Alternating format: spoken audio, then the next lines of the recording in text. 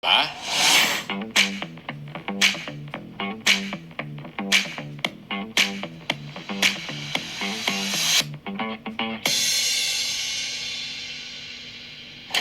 Hai Sobat BKN, selamat datang di BKN Talk bersama saya, Edward Malik. Kali ini kita akan bahas tema spesial yang paling ditunggu-tunggu oleh para calon ASN, yaitu seleksi P3K 2024 untuk siapa. Nah, sesuai dengan tema yang spesial kali ini, tentunya narasumber kita juga spesial loh. Kali ini saya sudah bersama dengan Deputi Bidang Mutasi Kepegawaian BKN, Bapak Aris Windianto. Selamat datang Pak Aris. selamat sore Ya. Mas Edu. Apa kabarnya nih Pak Aris? Kabarnya baik. Ya, sebelumnya terima kasih sudah menyempatkan waktunya untuk datang ke sini ya Pak. Nah, Sobat BKN, jangan lupa untuk subscribe, like, dan komen di YouTube channel kita. Aja nih Pak Deputi, belakangan ini Pak, banyak sekali di media sosial BKN kita nih Pak, netizen yang bertanya-tanya terkait dengan seleksi P3K 2024 Pak. Nah, sebenarnya Pak, siapa sih yang bisa mendaftar dalam seleksi P3K 2024 ini Pak? Terima kasih Mas Ya. Edu. Rekan-rekan atau sobat BKN, bahwa pada tahun 2024, sedikit saya jelaskan, pemerintah melakukan pengadaan calon ASN, yaitu untuk CPNS dan P3K, ditambah lagi satu lagi yaitu untuk calon taruna sekolah kedinasan. Dasar aturan untuk pengadaan ini ada Permenpan nomor 6 ya, tahun 2024 tentang pengadaan pegawai ASN. Kemudian keputusan Menpan 347 tahun 2024 tentang mekanisme seleksi P3K Ya. 2024. Kemudian ada Kemenpan 348 2024 tentang mekanisme seleksi P3K khusus untuk guru. Nah, dalam aturan itu, khusus untuk P3K ada sekian banyak formasinya, cukup banyak untuk tahun ini, 1 juta lebih yang jelas. 1 juta. Untuk P3K saja 1 juta lebih.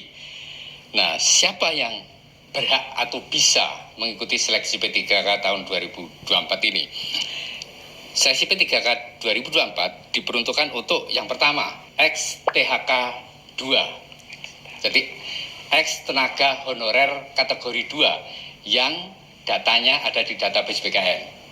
Database tenaga honorer K2. Kemudian, tenaga non-ASN yang masuk ke database di BKN.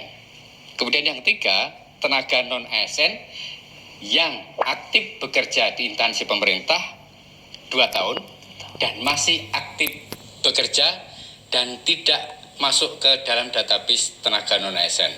Jadi 3 kelompok ini yang bisa mendaftar atau mengikuti seleksi P3K tahun 2024, tentu saja sesuai dengan formasi atau kebutuhan terkait dengan jabatan dan kualifikasi pendidikan yang sesuai dengan masing-masing calon pelamar ini.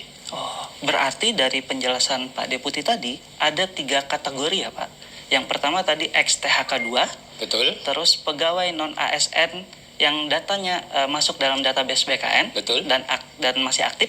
Betul. Serta yang terakhir adalah pegawai non-ASN yang masih aktif 2 tahun terakhir ini. Ya. Seperti itu ya Pak? Ya. Nah, lalu Pak, kira-kira untuk syaratnya itu dan ketentuannya apa aja ya Pak untuk menjadi atau ikut seleksi P3K tahun 2024 ini Pak? Oke, sebelum ke sana, Mas Edo, mungkin sedikit saya tambahkan untuk penjelasan yang pertama tadi. Oke. Kelompok besarnya itu untuk yang peserta yang bisa mengikuti seleksi P3K. Tapi ada turunannya, yaitu khusus untuk P3K guru. Ada tambahan yaitu pelamar prioritas. Itu level kelompok pertama. Siapa pelamar prioritas? Pelamar prioritas adalah pelamar yang lulus seleksi JF guru tahun 2021. Ya, tahun 2021, istilah yang kita gunakan di pengolahan adalah P-PL, lolos passing grade atau nilai ambang batas, tetapi tidak lulus karena keterbatasan formasi, dan tidak pernah dinyatakan lulus seleksi untuk JF guru periode sebelum tahun 2024 ini. Dan saat ini tentu saja masih bekerja di instansi pemerintah. Jadi mereka yang lulus tahun 2021 untuk JF Guru bukan lulus, mohon maaf, memenuhi nilai ambang batas kelulusan, tetapi tidak lolos untuk mengisi karena keterbatasan formasi, itu menjadi prioritas pertama untuk tahun 2024 ini, untuk seleksi 2024 ini. Kemudian berikutnya sama non ASN yang terdaftar di database non SBKN, kemudian guru non ASN di sekolah negeri yang terdaftar di Dapodik dan aktif mengajar. Dapodik itu daftar pokok pendidik lah di Kementerian Pendidikan dan Kebudayaan. Dan yang terakhir adalah lulusan PPG itu untuk guru. Kemudian untuk kesehatan ada prioritas yaitu D4 bidang pendidik. Ya, D4 bidang pendidik yang tahun 2023 itu terdiskualifikasi walaupun sudah lulus karena formasi atau kualifikasi pendidikannya tidak sesuai dengan yang dipersyaratkan, sehingga di akhir dia dinyatakan tidak lulus, maka mendapatkan prioritas untuk seleksi tahun 2024 ini. Kemudian selanjutnya XTHK 2, non-ASN terdaftar di database non-ASN BKN, dan tenaga non-ASN yang aktif bekerja di instansi pemerintah. Jadi itu yang pertama. Kemudian yang kedua adalah persyaratannya ya berikutnya pertanyaan kedua. Pak. Nah, persyaratannya ada usia, ada pengalaman. Usia dan pengalaman ya. Kalau P3K usia minimal 20 tahun ya. Usia minimal. Usia maksimal karena masih mengacu pada PP 11 tahun 2017, maka usia maksimal 1 tahun dari batas usia pensiun untuk jabatan yang dilamar. Misalnya guru itu kan batas usia pensiunnya 60. Maka sebelum 59 usianya dia masih bisa mendaftar untuk menjadi P3K guru. Nah, kalau yang lainnya misalnya untuk yang fungsional muda, untuk analis SDM misalnya, itu kan 58 maksimal. Maka dia melamarnya sebelum usia 57. Itu masih boleh. Jadi minimal kontrak kerjanya 1 tahun.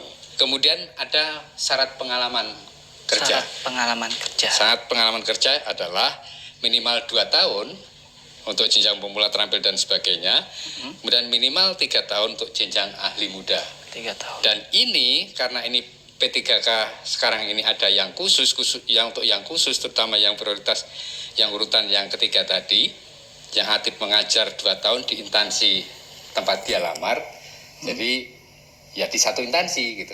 Beda dengan P3K formasi umum, itu bisa pengalaman kerja 2 tahun, bisa akumulasi dari beberapa instansi. Kalau ini tidak, harus di 2 tahun di instansi, dan melamarnya harus di situ. Harus di situ ya. Betul. Berarti soalnya ada pertanyaan seperti ini Pak. Misalkan ada XTHK 2 yang aktif bekerja di instansi A, sebutlah. Ya. Terus dia ingin melamar menjadi P3K di instansi B, atau ada orang umum ingin melamar P3K di suatu instansi. Berarti hal itu apakah masih dimungkinkan Pak? Kalau yang nomor 1 tadi, XTHK 2, dia masih bekerja.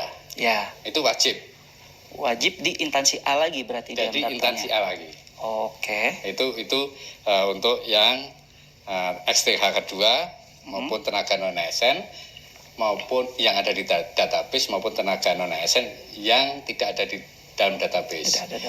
Prinsipnya adalah aktif bekerja. Untuk yang dia tidak bekerja menjadi tenaga non-ASN di suatu instansi, jelas tidak bisa melamar. Untuk P3K tahun 2024 ini. Berarti memang dikhususkan ya Pak? Dikhususkan. Dari penjelasan Pak Deputi tadi, apakah ada Pak kelompok sasaran tertentu yang mendapatkan afirmasi seleksi P3K tahun ini? Misalkan diperuntukkan hanya untuk tenaga honorer atau non-ASN yang hanya terdaftar di BKN Pak? Begini, jadi berdasarkan keputusan Menpan 347, 348 dan yang lainnya, kelulusannya berdasarkan prioritas. Untuk yang Kemenpan 347, prioritas pertama adalah XTHK 2. XTHK 2. Prioritas kedua adalah tenaga non-ASN yang ada di database BKN. Oke. Prioritas ketiga adalah tenaga non-ASN yang tidak ada di database BKN, tetapi masih aktif mengajar selama 2 tahun terakhir ini dan masih mengajar dan melamar di instansi tempat dia bukan mengajar, bekerja maksud saya. Dan melamar di instansi tempat dia bekerja. Gambarannya gini implementasinya. Kalau di instansi A ada 10 THK2 untuk satu jabatan.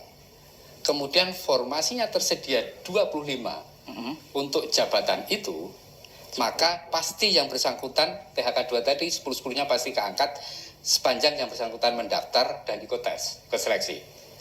Karena kelulusannya ranking. Tadi 25 formasi ya. Iya. 10 sudah dipakai oleh ex-THK2, sisa 15. 15 ada tenaga non-ASN yang masuk database BKN sejumlah 50 dari instansi itu untuk jabatan itu.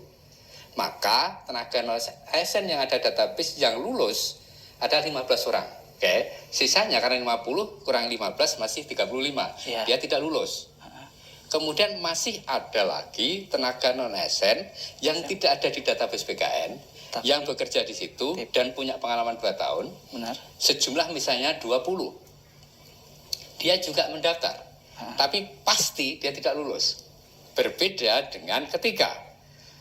Ini ada 10 tenaga ex-THK2, ini ada 15 tenaga non-ASN yang masuk database BKN, kemudian ada 5 tenaga non-ASN yang tidak database BKN tapi memenuhi syarat, kemudian formasi yang tersedia 50, diajukan 50, hampir pasti semuanya ikut tes terima. Karena 10, 15, 5, 30. Formasi yang disediakan misalnya 30 misalnya, pasti keangkut semua.